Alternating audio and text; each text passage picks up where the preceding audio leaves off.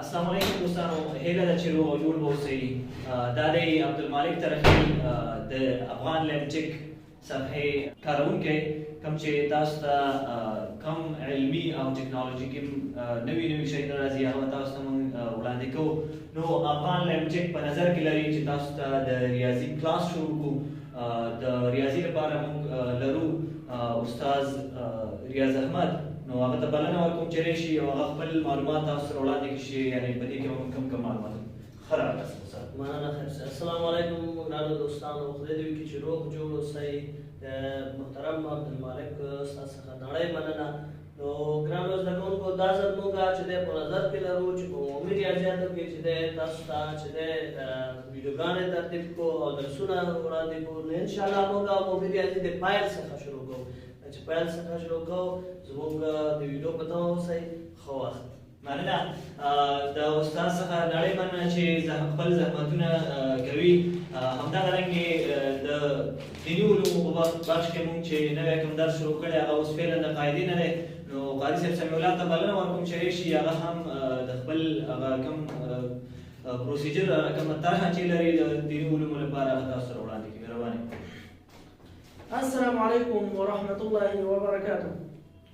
دوستانو، الله رب العالمین دی وکړي چې روغ او جوړ او د صحت په جامو باندې چې دی پټ استئ.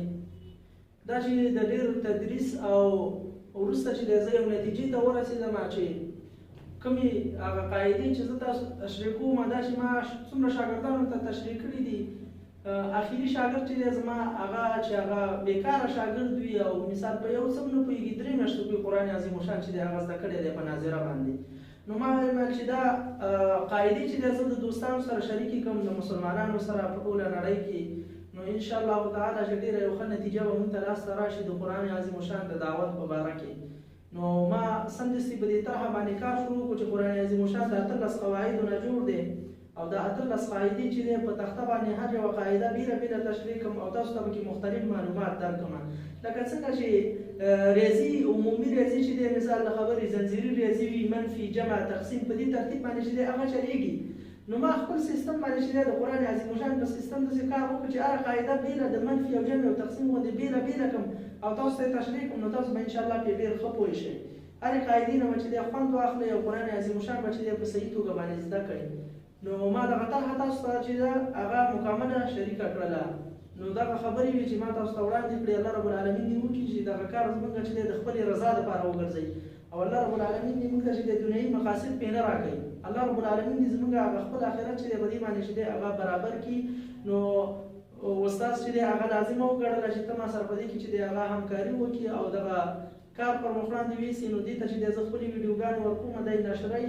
نو الله رب العالمین دې ده ته هم اجر ورکړي او موږ ته دې الله رب العالمین هغه د پیغمبرانو ته چې د کوم دعوت اجر ورکول کېږي موږ ته هم الله رب العالمین راکړي.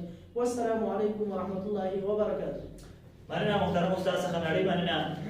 نو افغان لیبټیک همیشه ستاسو لپاره نوې نوې ویډیوګانې جوړوي او انشاءالله دې نه بعد موږ د کمپیوټر او ساینس په بخش کې هم کار کوو.